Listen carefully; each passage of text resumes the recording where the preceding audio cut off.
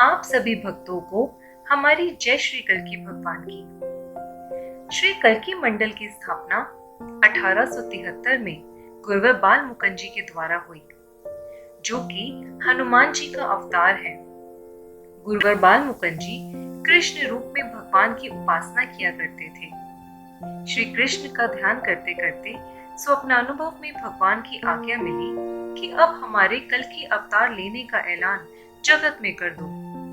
अब संसार में हमारे कल्की रूप की नई लीला फैलेगी। इन्हीं गुरुवर बाल मुकुंद जी के शिष्य हुए गुरुवर लक्ष्मी नारायण जी, जिन्होंने अपनी 4 किताबों के द्वारा भक्तों को श्री कल्की भगवान की भक्ति में दृढ़ता से ठोस चट्टान की तरह खड़ा रहने का अनूठा मार्ग दिखलाया।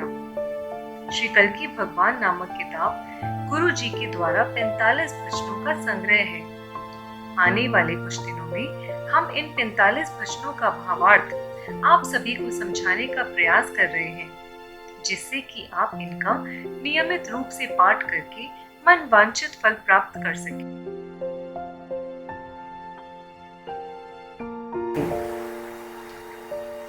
प्रस्तुत भजन की कड़ियां गुरुवर लक्ष्मी नारायण जी ने अपने प्रथम गुरु शिव शंकर महाराज जी की वंदना करते हुए लिखी है। इस भजन में जिन शिव शंकर जी की बात की जा रही है, वे भगवान शिव नहीं अपितु विभीषण जी का अवतार है, जिन्होंने लक्ष्मी नारायण जी को गुरुवर बाल मुकुंद जी से मिलवाया। श्री कुबेर के कनिष्ठ भ्राता धर्म नीति दर्शाने वाले श्री कुबेर जी के पिता का नाम ऋषि विश्रवा था। विश्रवा जी की 2 पत्नियां हुई। उनकी पहली पत्नी एडविड़ा से श्री कुबेर जी का जन्म हुआ। विश्रवा ऋषि की दूसरी पत्नी का नाम कैकसी था। कैकसी ने रावण, कुंभकर्ण और विभीषण को जन्म दिया। इसी प्रकार विभीषण जी श्री कुबेर के कनिष्ठ यानी छोटे भाई हुए, धर्म की नीति यानी धर्म का सही रास्ता दिखलाने वाले। जब विभीषण जी के बड़े भाई रावण माता सीता को हरण करके लंका में लेकर आए, तब उन्होंने अनेक प्रकार से अपने भ्राता को धर्म का सही रास्ता दिखलाना चाहा। इसीलिए श्री कुबेर के तीनों छोटे भाइयों में से हमें पता चलता है कि यहाँ विभीषण जी को संबोधित किया जा रहा है। बुद्धि बृहस्पति के सम जिनकी, वानर कुल हर्षाने वाले।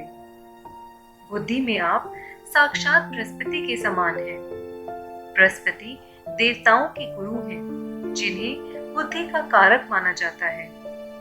रामायण में विभीषण जी ने श्री राम एवं उनकी वानर सेना का युद्ध में साथ देकर तथा समय समय पर रावण के भेद खोलकर उनकी युद्ध जीतने में सहायता करी। इसीलिए उन्होंने हनुमान जी एवं उनकी पूरी वानर सेना को हर्षित यानी प्रसन्न किया। दोस्तों, एक और बात जो हमें रामायण देखने से सीखने को मिलती है कि जब हनुमान जी लंका का दहन कर रहे थे, तब उन्होंने विभीषण जी का भवन नहीं जलाया, क्योंकि उनके भवन के द्वार पर तुलसी जी का पौधा था। साथ ही में भगवान विष्णु के शंख, चक्र और गदा भी बने हुए थे।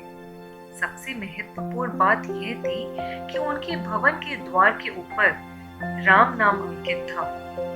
उसी क्षण से विभीषण जी हनुमान जी के प्रिय हो गए थे। तो साथियों, अगर हम अपने घर के मुख्य द्वार पर भगवान के नाम को अंकित करते हैं, तो कोई भी बुरी शक्तियां हमारे घर में प्रवेश नहीं कर सकती। यदि आप भगवान श्री कल्की के दिव्य स्टिकर के बारे में अधिक जानकारी लेना चाहते हैं, तो कृपया हमें अपने कमेंट्स के द्वारा बताएं। रामचंद्र जी के सखा सुहाने, लंका नगरी ढाने वाले।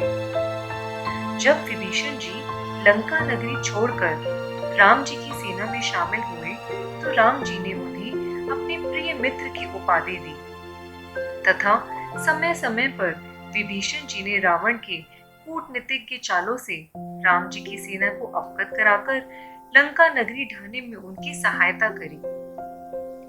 ब्रह्मा जी से मन वांछित भक्ति वरदान के पाने वाले। तीनों भाइयों रावण, कुंभकर्ण और विभीषण ने ब्रह्मा जी को प्रसन्न करने के लिए कड़ी तपस्या करी। रावण ने ब्रह्मा जी से अमरता का वरदान मांगना चाहा, परंतु उन्हें वरदान में ये मिला कि मनुष्य और वानरों के अलावा कोई भी देव, दानव, दैत्य, राक्षस, गंधर्व, किन्नर, यक्ष आदि कोई भी दिव्य शक्तियां उसका वध नहीं कर सकती।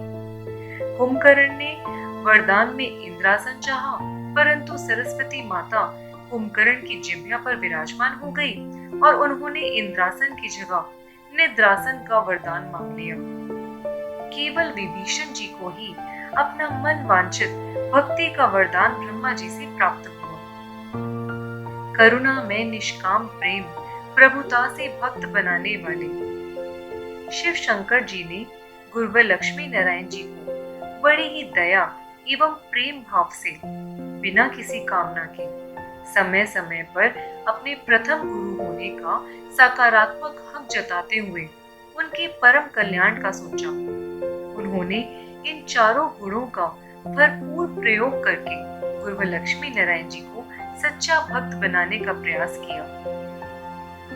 कल्कि की भक्ति वितरण कर आश की जोत जगाने वाले शिव शंकर जी ने इस जन्म में भगवान श्री कल्कि की भक्ति का प्रचार प्रसार करके म्लेच्छों के अत्याचारों से निराश लोगों के मन में एवं गुरुवर लक्ष्मी नारायण जी के मन में आशा की ज्योति का प्रज्वलन किया। गुरुवर लक्ष्मी नारायण जी बड़ी ही बेचैनी से भगवान से प्रार्थना किया करते थे। हे भगवान, रामावतार के समय की पृथ्वी के भार से और कृष्ण अवतार के समय की पृथ्वी के भार से इस समय का भार क्या कुछ कम है? फिर आप क्यों नहीं प्रकट होते? शिव शंकर जी ने गुरुवर लक्ष्मी नारायण जी को कल्कि भगवान जी की भक्ति के मार्ग पर ले जाकर और यह संदेश देकर कि कल्कि भगवान का अवतार तो हो चुका है, सिर्फ उनका सत्युग सहित प्राकट्य शेष है, उनके बेचैन मन में आशा की ज्योति जगाई। अधर्म सेती घृणा सदा शुभप्रद उपदेश सुनाने वाले गुरुवर लक्ष्मी नारायण जी ने इन पंक्ति में विभीषण जी एवं शिव शंकर जी दोनों की ही विशेषता बतलाते हुए कहा है कि उन्हें अधर्म से सदा ही घृणा यानी नफरत थी, जिसका प्रमाण हम उनकी जीवन शैली को समझकर लगा सकते हैं। शिव शंकर जी ने सदैव ही भगवान श्री कल्कि की भक्ति करने का सुंदर उपदेश अपने साथियों को दिया, जिससे कि उन सभी का कल्याण हो। मुझ जैसे विचलित प्राणी को अमर मार्ग में लाने वाले गुरुवर लक्ष्मी नारायण जी कहते हैं, मेरे जैसे विचलित प्राणी को जो दो राहें पर खड़ा था, जिस अंग्रेज ने हमारे देश को गुलाम बनाकर रखा है, उसे आजाद करने के लिए रास बिहारी बोस जैसे क्रांतिकारियों के साथ मिलकर बम बनाऊं, या गुरुवर बाल मुकुंद जी के कहे अनुसार कल्कि नाम जपो, जिससे अंग्रेज भारत छोड़कर चला जाएगा और भारत स्वतंत्र होगा। क्रांतिकारी से भगवान कल्कि के अमल मार्ग में लाने वाले हैं। शांत विभीषण, सदा अभीषण शिव शंकर कहलाने वाले गुरुदेव अपने प्रथम गुरु को संबोधित करते हुए कहते हैं कि शिव शंकर जी बड़े ही शांत स्वभाव के एवं सदैव निडर रहते थे। वैसे भी जब कल्कि है साथ हमारे, तो किसी से डरना क्या। करूं वंदना सतगुरु तुमको श्री कल्कि से मिलाने वाले। इसी प्रकार गुरुवर लक्ष्मी नारायण जी अपने प्रथम गुरु शिव शंकर जी को सच्चा गुरु बताते हुए उनकी वंदना करते हैं, जिन्होंने उन्हें श्री कल्कि भगवान का अमोघ मार्ग बतलाया। साथियों, इन वचनों का भावार्थ एक विशाल सागर के समान है, जिसमें से हमने एक बूंद बराबर प्रयास किया है, जिससे कि हम इन वचनों को याद कर सके, इनका पाठ कर सके। यदि ये भावार्थ आपकी भक्ति को पोषित करने में किसी भी प्रकार से सहायक बनता है, तो हम अपना ये छोटा सा प्रयास सफल समझेंगे।